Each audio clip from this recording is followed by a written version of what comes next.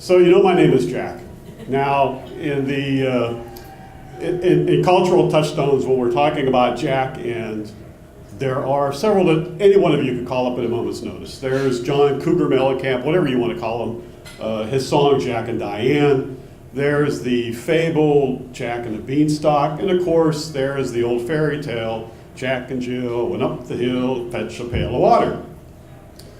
Now, in the old movie, The Karate Kid, Mr. Miyagi is trying to teach Dan the son to go find the balance in life, in love, and of course in karate. So there was a period of time, a short period of time when I was in college where I was trying to find the balance with a girl named Jill. I'd be lying to you if I said I didn't have that last cultural touchstone in my head when we were trying to go out. I did. So we didn't really go out much. We weren't going out all that long. We didn't go out much. So mostly we had long walks across campus going to our classes. We had time spent in each other's dorm room where we had long conversations surrounded by first base activities. And of course we had meals in the cafeteria. Realistically speaking, Jill was vulnerable at that point in her life. She had been blown off by a long-time boyfriend a couple of weeks before we started to go out.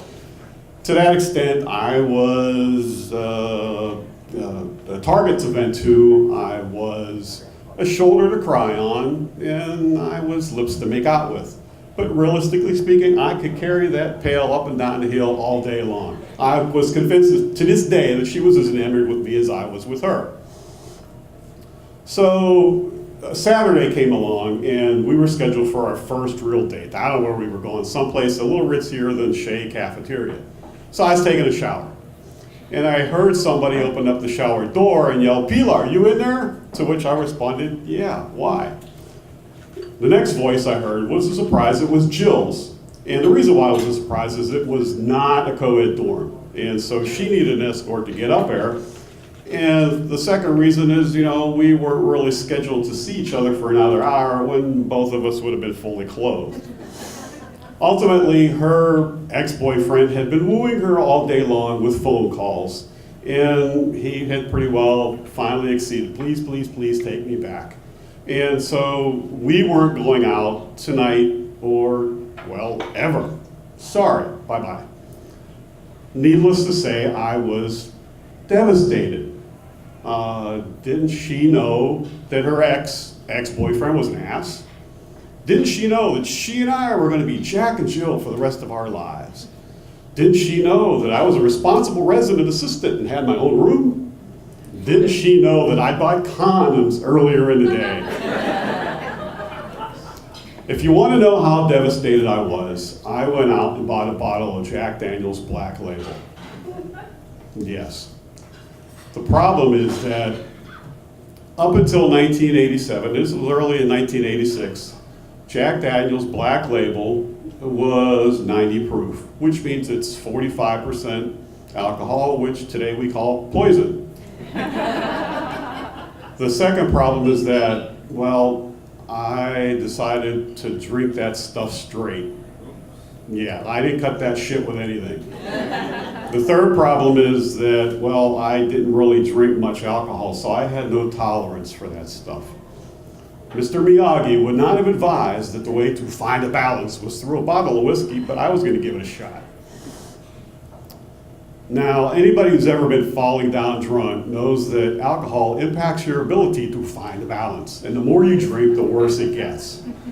So by the time I pretty well finished off that bottle, the voices in my head had been pretty well sedated, and I was ready to sleep it off, all those noises that were still agitated and yelling at Jill. Now, this was Saturday. This is Saturday night, and so the next day was Sunday. There's no classes to get to. But I enjoyed watching, I went to school at Penn State. I enjoyed watching the Penn State women's basketball team. Our men's team was nothing. But the game was the next day. It was a Sunday, and it was at noon. So I set the alarm for 10 o'clock so that I'd get up, get a shower, get breakfast, and get all the way across campus to Rec Center, which is where the game was going to be played. So the next morning, the alarm goes off, 10 o'clock, and I stand up, boom, right back down again. I'm just blitzed off my ass. So I pondered my options and I thought, well, I'll just sleep this off for another hour, I'll be okay. I really, I didn't expect to not find balance, but I needed to sleep it off for another hour. So 11 o'clock came and I stood up and boom, fell right back down again. This time I decided I really needed to get to the shower. And so I did.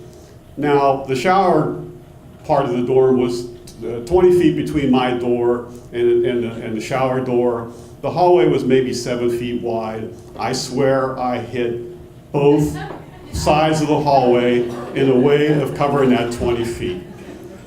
I'm blitzed, and now I'm thankful that nobody is seeing the responsible resident assistant as I'm stumbling and bumbling my way down to the bathroom. I get to the bathroom, and I go into one of the stalls, and I close the door, and I'm pondering my options, and I think, I gotta go back to bed. So I stumbled and bubbled again. Nobody saw the responsible resident assistant. I went back to my dorm room and went back to bed. So, sleeping for another hour, I get up at noon.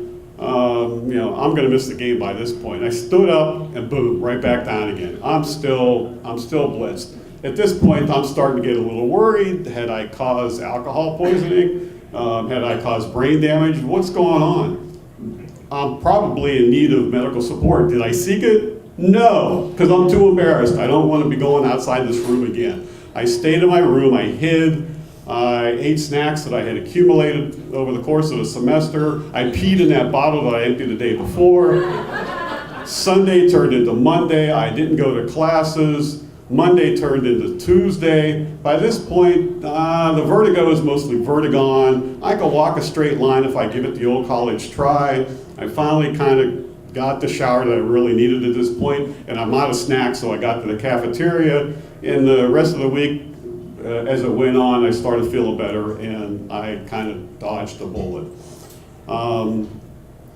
Ultimately, the fairy tale says that Jack fell down and broke his crown, and Jill came tumbling after.